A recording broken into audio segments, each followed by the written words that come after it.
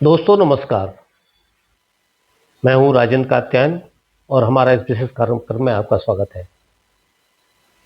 दोस्तों, जंतर मंतर पर सीजेपी के प्रदर्शन के बाद सरकार बैकफुट पे आई और एक मंत्री का इस्तीफा हुआ। ये पहली बार हुआ 12 साल में जब सरकार ने किसी मंत्री का इस्तीफा लिया, उस सरकार में जिसमें सरकार कहा करती थी कि हमारे यहाँ इस्तीफे नहीं होते, हम कुछ भी करें, हमारे सारे कार्यक्रम आपके हित में हैं और हम कार्यक्रम आपके हित के लिए बनाते हैं और आप देखिए सुनिए।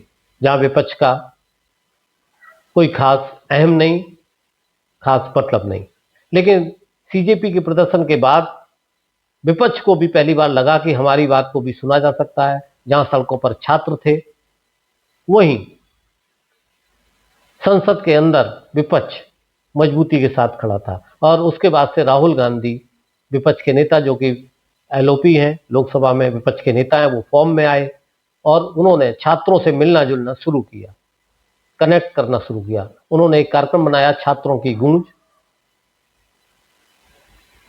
और उस कार्यक्रम तहत उन्होंने देश भर में अपने प्रोग्राम बनाए, जिनमें उनके 3 प्रोग्राम हो चुके हैं। पहला राजस्थान के कोटा में, दूसरा उत्तराखंड के देहरादून में और तीसरा उत्तर प्रदेश के इलाहाबाद में। अगर देखा जाए तो ये तीनों नॉर्थ बेल्ट के वो महत्वपूर्ण राज्य हैं, वो क्षेत्र हैं जहाँ पे छात्र बड़ी संख्या में परीक्षाओं की तैयारी करते हैं, कैरियर की तैयारी करते हैं और पढ़ाई करते हैं। इलाहाबाद में जो छात्रों का कार्यक्रम था, पहले सरकार ने वहाँ परमिशन नहीं दी। केपी ग्राउंड जिसमें प्रोग्राम होना था, वो बहुत ही लास्ट मोमेंट पे आके सरकार पहले टाल मटोल करती रही, परमिशन नहीं दे रही थी। जब देखा काफ़ी विरोध बढ़ा तो उनको परमिशन दी गई और वो कार्यक्रम वहाँ पे हुआ। राहुल ने वहाँ छात्रों से कनेक्ट किया, जैन जी के छात्र बड़ी संख्या में वहाँ एकत्र हुए और राहुल गांधी से तारतम्य मिलाते दिखे। और इसके बाद से अब सरकार के लोग, सरकार के वरिष्ठ मंत्री, इवन प्रधानमंत्री और गृह मंत्री अब काफ़ी चिंतित हैं। और चूंकि सदन चल रहा है और कुछ बिल पेश होने हैं जिनको पास कराना है। वैसे तो सरकार एनडीए की बहुमत में है, लेकिन कुछ बिल ऐसे हैं जिनमें 2/3 बहुमत से ज़्यादा चाहिए। क्या उतने सांसद इनके पास हैं? जोड़ तोड़ की पूरी कोशिश की जा रही है, लेकिन राहुल जिस तरह से बाजी खेल रहे हैं, उससे लग नहीं रहा है कि उनके सांसद पूरे हो पाएंगे और वो महत्वपूर्ण बिल पास कराने में सरकार कामयाब हो पाएगी। इसी मुद्दे को लेकर हमने आज आमंत्रित किया है बहुत ही वरिष्ठ पत्रकार विनय गोयल जी को। आइए जानते हैं उन्हीं से क्या सदन में होने वाला है, सरकार जो बिल लाने वाली है वो पास हो पाएंगे कि नहीं हो पाएंगे, क्या स्थिति है। आइए सीधे ले चलते हैं वरिष्ठ पत्रकार विनय गोयल जी के पास। गोयल जी, हमारा सीधा सवाल आपसे पहला यही है, क्या राहुल गांधी अब फॉर्म में है? अब रुकने वाले नहीं? आपकी बात का सीधा जवाब है कि राहुल गांधी समझ चुके हैं कि भारतीय जनता पार्टी से सीधे तौर पर जीतना बहुत मुश्किल है, क्योंकि उनके पास सरकारी मशीनरी है, जांच एजेंसीज हैं, जिससे कि वो विपक्ष को हमेशा हतोत्साहित करने में सफल दिखती हैं। तो सीधी सी बात है, उन्होंने समझ लिया कि वर्तमान केंद्र की सरकार को सिर्फ युवा ही चैलेंज कर सकते हैं। और वर्तमान हालात में देख लीजिए, जो विश्व गुरु बनने की बात करते थे और जो चाणक्य भारतीय जनता पार्टी के कहलाए जाते थे, आज इतनी हिम्मत नहीं है कि सदन में आकर वो विपक्ष का सामना कर सके।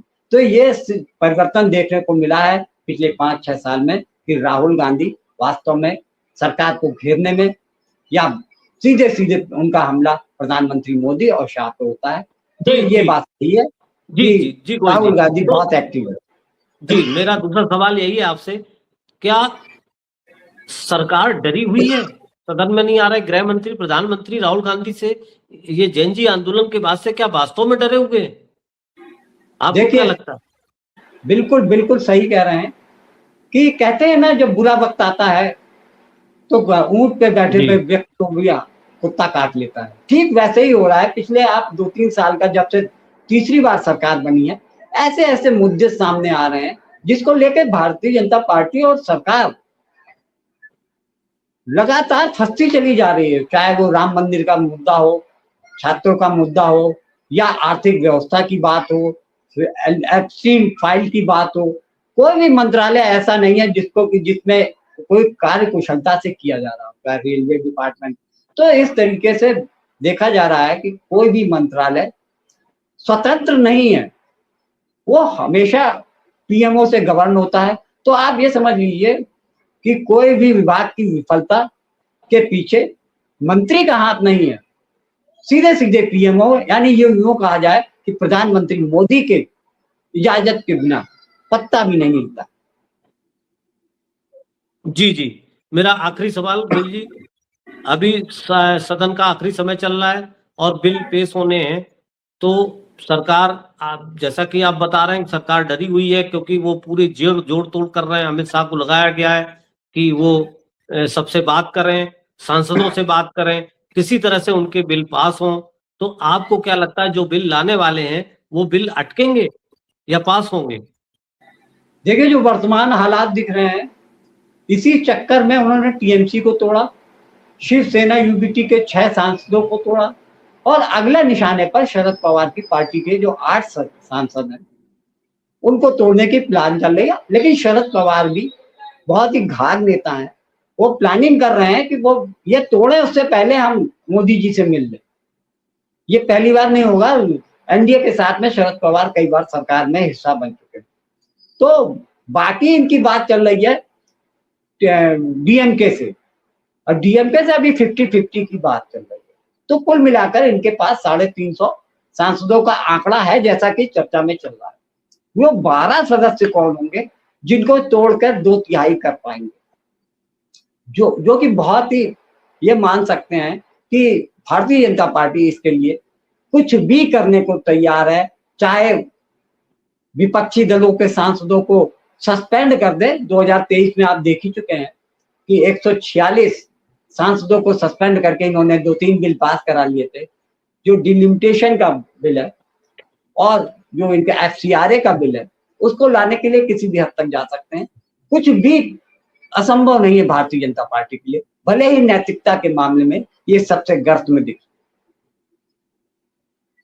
जी, तो ये थे विनय गोयल जी, जिन्होंने दिल्ली में बैठकर हमको बताया और पूरे आंकड़े पेश किए, जो एक एक पल की खबर रख रहे हैं, पूरे मंत्रालय पे खबर रख रहे हैं, जो पीएमओ पे नजर रख रहे हैं और सरकार के फंक्शन पे खबर रख रहे हैं, जो पूरे देश की राजनीति, चाहे बंगाल हो, बिहार हो, उत्तर प्रदेश हो, दिल्ली हो, जिनकी पकड़ है और जो राजनीति पे पैनी नजर रखते हैं। तो ये थे हमारे साथ विनय गोयल जी, जिन्होंने स्पष्ट कहा कि सरकार किस तरह से संसद में खेलना चाहती है और किस हद तक जाना चाहती है। गोयल जी, आप आए, बहुत बहुत धन्यवाद आपका। नमस्कार।